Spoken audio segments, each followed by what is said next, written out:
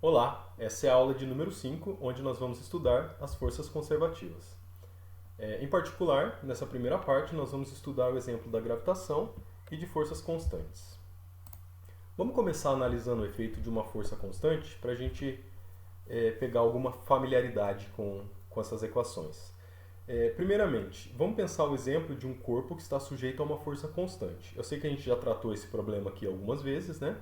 Mas vamos pensar nesse problema sob o ponto de vista de forças conservativas. Eu posso sempre pensar uma força constante como sendo uma força conservativa, uma vez que é possível associar a essa força uma energia potencial. Essa energia potencial é tal que a derivada dessa energia potencial em relação à posição, com o sinal de menos, né, é igual à força F aplicada. Então, se a gente escolher o potencial v de x como sendo uma função desse tipo, note que quando eu derivar essa função aqui em relação ao tempo, em relação à posição, o resultado vai dar simplesmente f, que é o que eu tenho aqui, né? Então, olha só, a derivada, esse czinho é uma constante, esse f que aparece aqui é uma outra constante, né? Então, derivando isso aqui em relação a x, isso aqui dá menos f. Mas menos a derivada do potencial é igual à força F, que é o que a gente quer. Então, beleza. Essa é a energia potencial que a gente vai estudar, né? Associado à força constante. Se eu quiser escrever a equação de movimento dela, eu sei que a equação de movimento para forças conservativas ela assume essa forma. Substituindo o potencial aqui nessa expressão, eu fico com esta expressão aqui. Essa equaçãozinha aqui, né? A integral da raiz quadrada desse termo que aparece aqui na parte de baixo. Essa integral aqui ela pode ser resolvida sem muita dificuldade se a gente fizer uma mudança de variável na integração. Tá?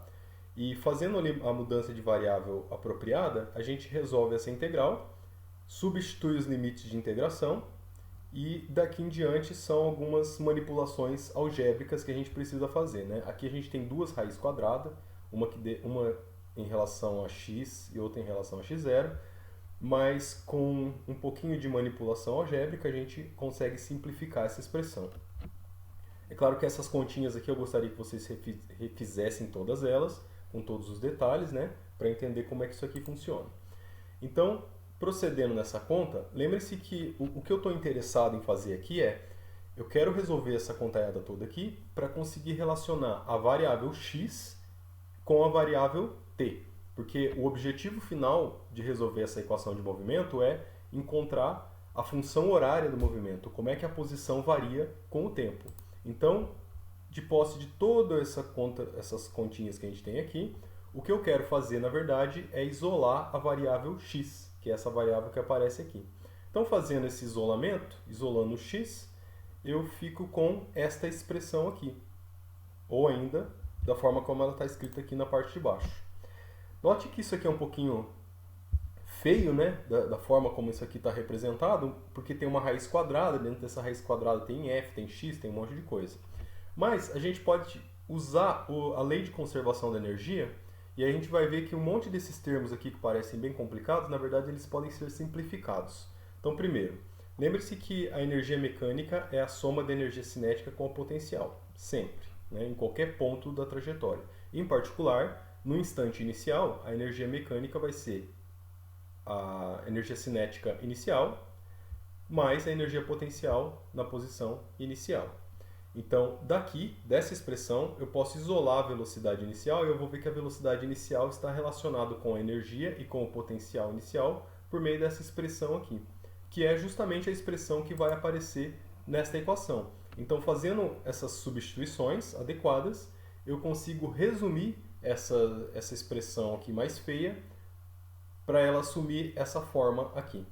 Então, de acordo com o que a gente esperava, né? Quando a força é constante, trata-se do movimento uniformemente variado. Então, a função horária que a gente obtém aqui, ela não pode ser nada mais do que a própria função horária do movimento uniformemente variado, né? Lembra que no lugar da aceleração aqui aparece força sobre m, porque são os parâmetros iniciais desse problema.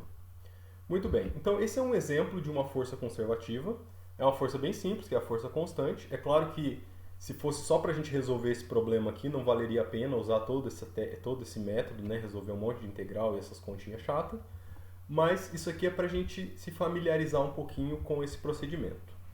Vamos pensar num exemplo um pouquinho mais realista, tá? O exemplo de um corpo em queda livre. Bom, um corpo em queda livre, um corpo sujeito à ação da gravidade, é um exemplo de uma força constante. A força-peso ela é constante ao longo do tempo, né? Depende só da massa e da gravidade, nenhum dos dois varia. Então, eu posso escrever sem muita dificuldade uma energia potencial associada a essa partícula, uma energia potencial associada a essa força, aliás. E como é que essa energia potencial é? Bom, essa energia potencial ela tem que ser de tal maneira que quando derivada em relação à posição, e agora a posição para mim aqui é a variável y, o resultado dessa derivação tem que ser menos m vezes g, né? Então, se eu escolher a energia potencial desse jeito aqui, note que a derivada dessa função dá como resultado menos mg, exatamente. Bom, na verdade dá mais, né? Mas lembre-se que na própria definição da derivada da força e energia potencial aparece um sinal de menos. Então, a derivada do potencial com o sinal de menos é a força aplicada conforme a gente esperava. Observe também que existe uma arbitrariedade em relação a essa constante C aqui. Então, independente de qual é o valor dessa constante C, ela não interfere em nada na conta na hora de fazer a derivação. Então, qualquer energia potencial com qualquer constante serve como energia potencial desse problema. E o que significa essa arbitrariedade dessa constante que ficou sobrando? Essa arbitrariedade está relacionada com a escolha do nível zero do potencial. Porque aqui o que eu estou dizendo é que a energia potencial associada à força-peso é dado por essa expressão. Mas eu preciso dizer onde é que eu estou considerando a energia potencial associada à força-peso como sendo zero. Então, eu posso considerar a energia potencial igual a zero em qualquer ponto que eu quiser. É uma questão de escolha. E dependendo dessa escolha, dependendo do lugar onde eu escolho essa energia potencial zero, essa constante aqui vai ter que assumir um valor ou outro valor.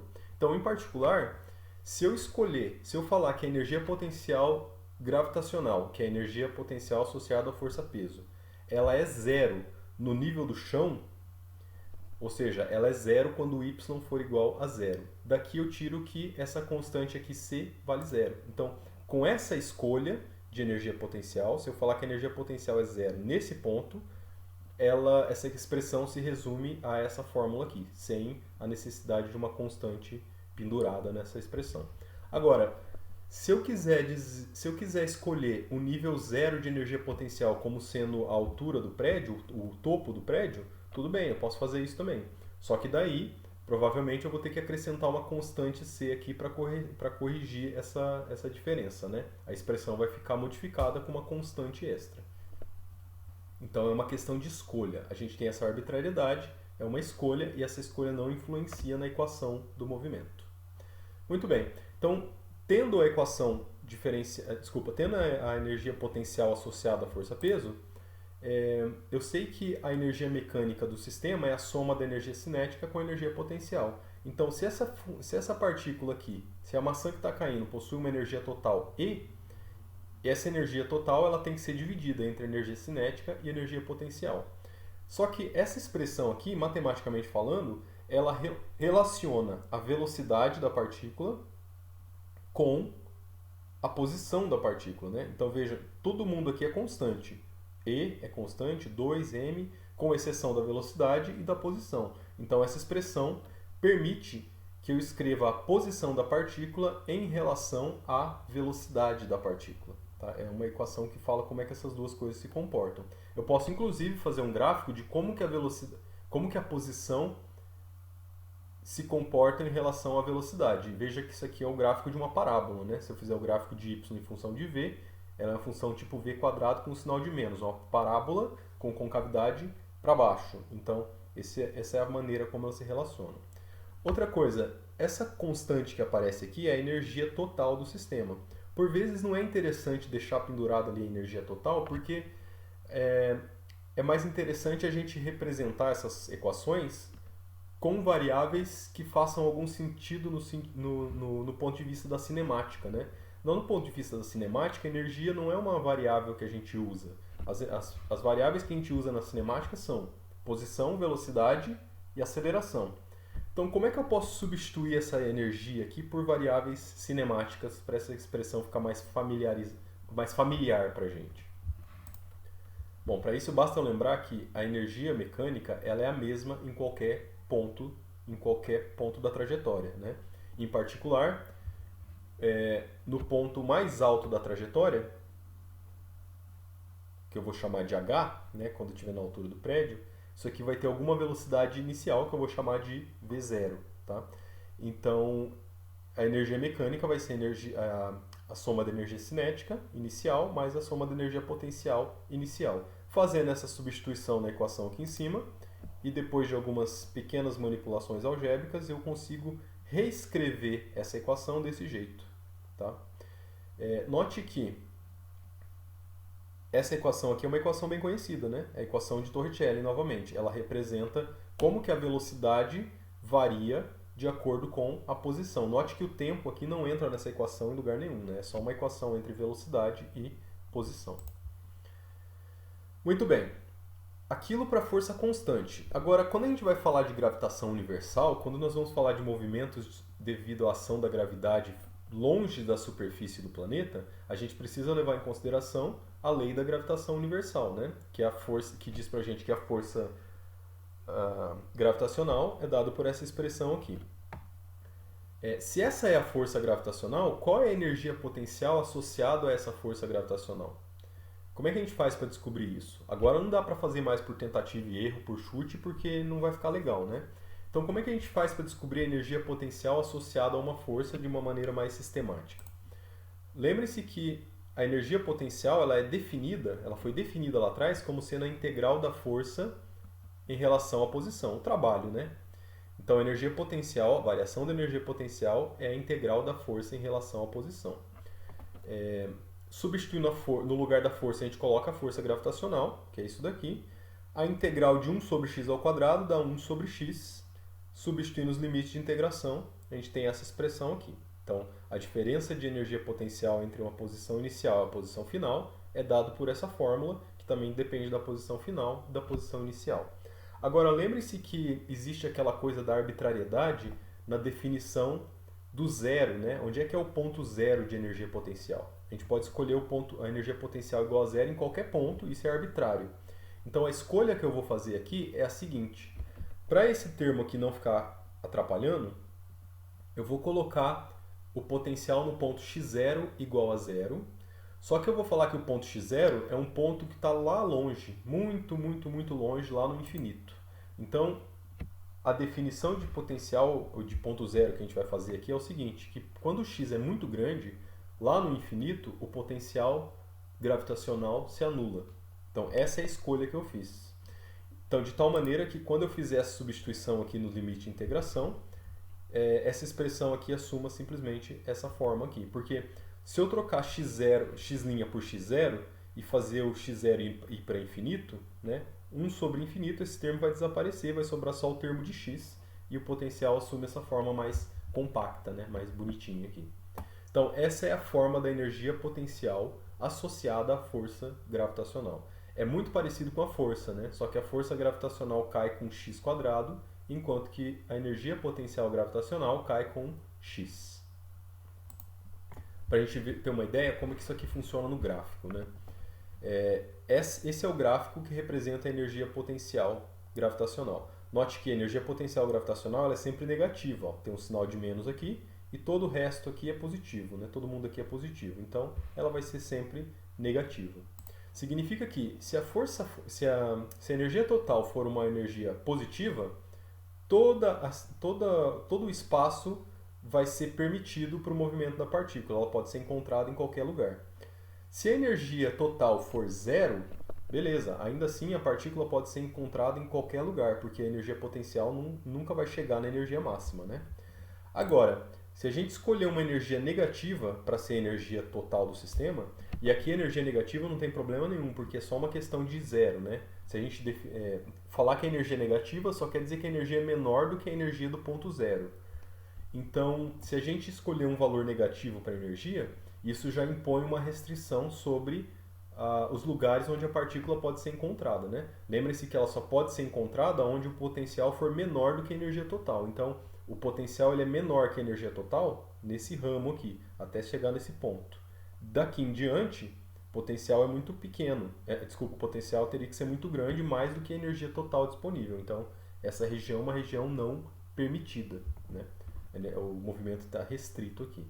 Se essa energia for menor ainda, a restrição é ainda maior, né? Porque se eu diminuir ainda mais a energia, então a partícula só pode ser encontrada daqui para cá, o lado esquerdo, só nessa região, e não pode estar em regiões mais externas. Tá?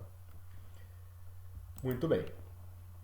E com base nisso, a gente pode calcular algumas coisinhas, como por exemplo a velocidade de escape. A velocidade de escape funciona assim, ó. Será que eu sei que a gravidade é algo que tende a atrair as coisas, né? Então, se essa partícula aqui ela é jogada para a direita, devido à ação da gravidade puxando ela para trás, puxando ela para a esquerda, em algum momento ela vai chegar num ponto máximo e vai começar a retornar.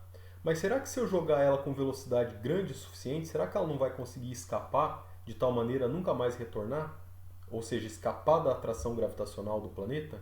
Em particular, se a gente considerar um corpo que está bem na superfície do planeta, será que se a gente jogar ele para cima com velocidade grande o suficiente, ele vai ser capaz de escapar da atração gravitacional imposta pelo planeta? A gente pode fazer essa continha. Ó. Usando o princípio da conservação de energia, a soma da energia cinética com a energia potencial, ela tem que ser igual, ela tem que ser a mesma sempre, em qualquer ponto da trajetória. Tá? Então, a soma da energia cinética com potencial nesse ponto aqui tem que ser igual à soma da energia cinética com a energia potencial lá no infinito. Porque se eu quero que a partícula escape, eu quero que ela vá embora, né? Vá para o infinito. Só que lá no infinito, a energia potencial é zero, porque a gente definiu a energia potencial igual a zero lá no infinito. E também a energia cinética é zero. A gente quer que ela chegue lá com o mínimo de velocidade possível, que é zero. Então, o que resta é igualar essas duas coisas aqui.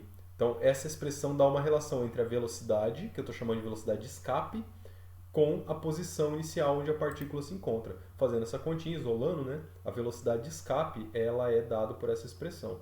Depende da massa do planeta e depende da posição inicial de onde a partícula se encontra. Só para a gente ter uma ideia, eu vou pegar a massa do planeta Terra aqui, peguei esses dados na internet.